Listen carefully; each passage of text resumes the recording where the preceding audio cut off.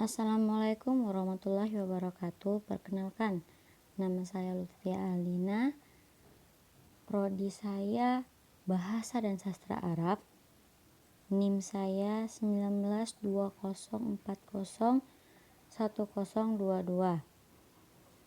Saya akan menjelaskan tentang alat ucap. Pengertian alat ucap. Alat ucap merupakan alat yang digunakan untuk menghasilkan bunyi-bunyi bahasa yang mempunyai fungsi utama lain yang bersifat fisiologis. Misalnya, paru-paru untuk bernafas, lidah untuk mengecap, dan gigi untuk mengunyah. Namun, alat itu secara linguistik digunakan untuk menghasilkan bunyi-bunyi bahasa sewaktu berujar. Materi alat ucap yang pertama yaitu paru-paru atau lungs. 2. Tenggorokan atau trakea. 3. Pangkal tenggorokan atau laring. 4. Pita suara atau vocal cords yang di dalamnya terdapat glotis, yaitu celah di antara dua bilah pita suara.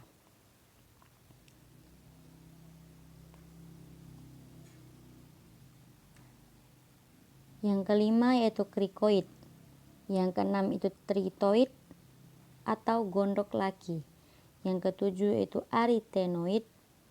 Yang kedelapan dinding rongga kerongkongan atau wall of pharynx. Yang kesembilan yaitu epiglotis. Yang kesepuluh yaitu akar lidah.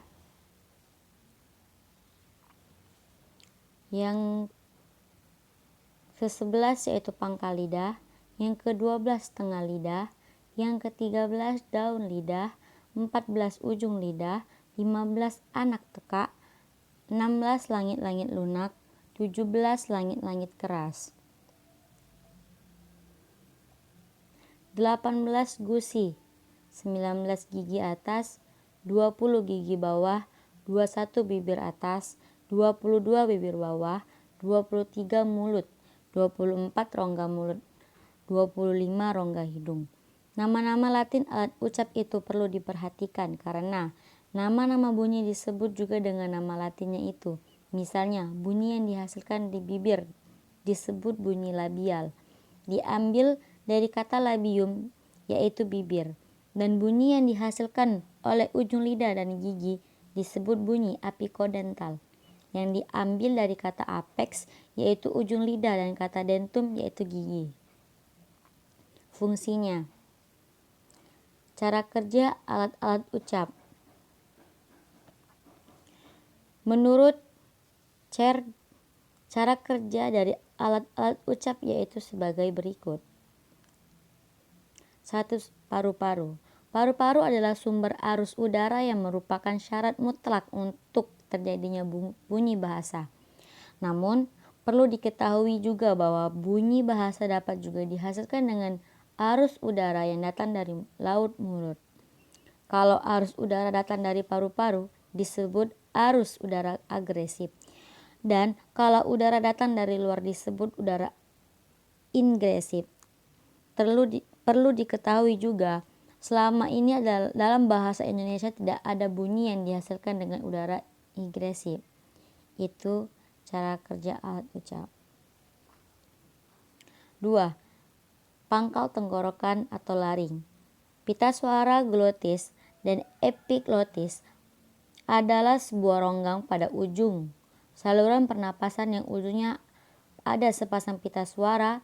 Pita suara ini dapat terbuka lebar, terbuka agak lebar, terbuka sedikit, dan tertutup rapat, sesuai dengan arus udara yang dihembuskan keluar. Celah di antara pita suara itu disebut glotis. Pada glotis inilah awal terjadinya bunyi bahasa dalam proses produksi bunyi itu. Bila glotis dalam keadaan terbuka lebar, maka tidak ada bunyi bahasa yang dihasilkan selain desah nafas. Bila glotis dalam keadaan terbuka agar lebar akan terjadi bunyi tak berusaha. Bila glotis dalam keadaan terbuka sedikit akan terjadi bunyi bersuara. Lalu, bila glotis dalam keadaan tertutup rapat akan terjadi bunyi hamzah atau bunyi hambat glotal. Proses pembunyian ini dibantu oleh epiglotis atau katup pangkal tenggorok yang bertugas menutup dan membuka jalan nafas, jalan udara ke paru-paru, dan jalan makanan atau minuman ke arah pencernaan. Yang ketiga yaitu rongga kerongkongan atau faring. Faring adalah sebuah rongga yang terletak di antara pangkal tenggorok dengan rongga mulut dan rongga hidung. Faring berfungsi sebagai tabung udara yang akan ikut bergetar bila pita suara bergetar. Bunyi bahasa yang dihasilkan disebut bunyi faringal. 4. Langit-langit lunak atau venum, anak teka uvula dan pangkal lidah disebut dapat diturun naik untuk mengatur arus udara keluar masuk melalui rongga hidung atau rongga mulut. Uvula akan merapat di kedinding faring kalau arus udara keluar melalui rongga mulut, dan akan menjauh dari dinding faring kalau arus udara keluar melalui rongga hidung. Bunyi yang dihasilkan kalau udara keluar melalui rongga hidung disebut bunyi nasal. Kalau udara keluar melalui rongga mulut disebut oral.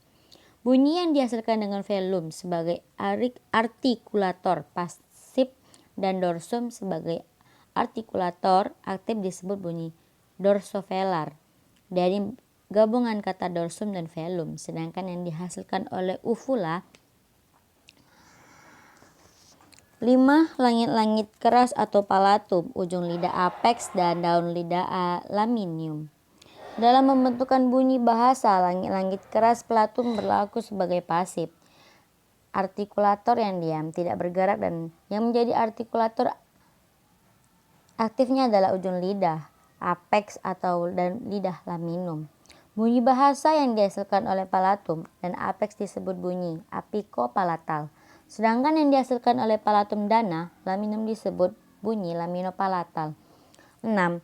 Ceruk gigi atau alveolum, apex dan daun lidah laminum. Dalam membentukkan bunyi bahasa, alveolum sebagai artikulator pasif dan apex atau laminum sebagai artikulator aktifnya. Bunyi yang dihasilkan oleh alveolum dan apex disebut bunyi apikoalveolar.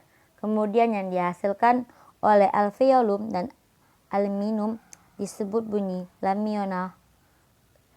laminioalveolar. 7. Gigi yaitu dentum, ujung lidah apex, dan bibir labium. Dalam produksi bunyi bahasa, gigi atas dapat berperan sebagai artikulator pasif, yang menjadi artikulator aktifnya adalah apex atau bibir bawah. Bunyi yang dihasilkan oleh gigi atas dan apex disebut bunyi apikondental.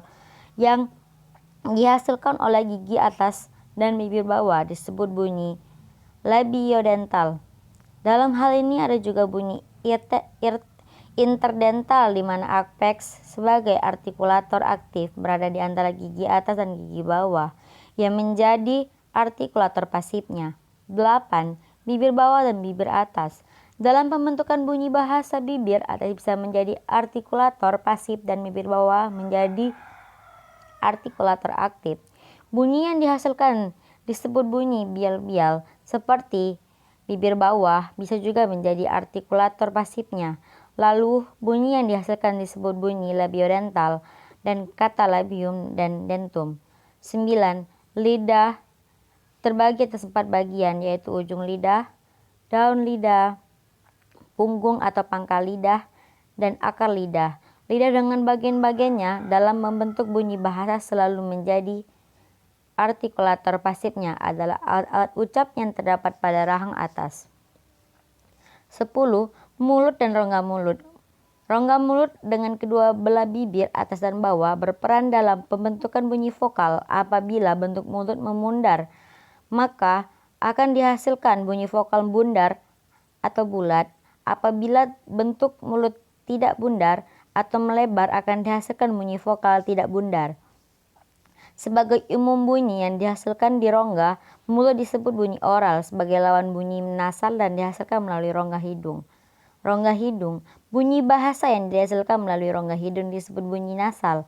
Bunyi nasal ini dihasilkan dengan cara menutup rapat-rapat arus udara di rongga mulut dan menyalurkan keluar melalui rongga hidung. Yang ada dalam bahasa Indonesia adalah bunyi nasal bial-bial, bunyi nasal apikioveolar, bunyi nasal laminopalatal, dan bunyi nasal dorsovelar. Sekian, itu saja penjelasan saya tentang alat-alat ucap dan fungsinya. Mohon maaf apabila ada kata-kata yang salah, dan pada Allah saya mohon ampun karena saya masih dalam proses pembelajaran. Terima kasih. Akhirul kalam. Wassalamualaikum warahmatullahi wabarakatuh.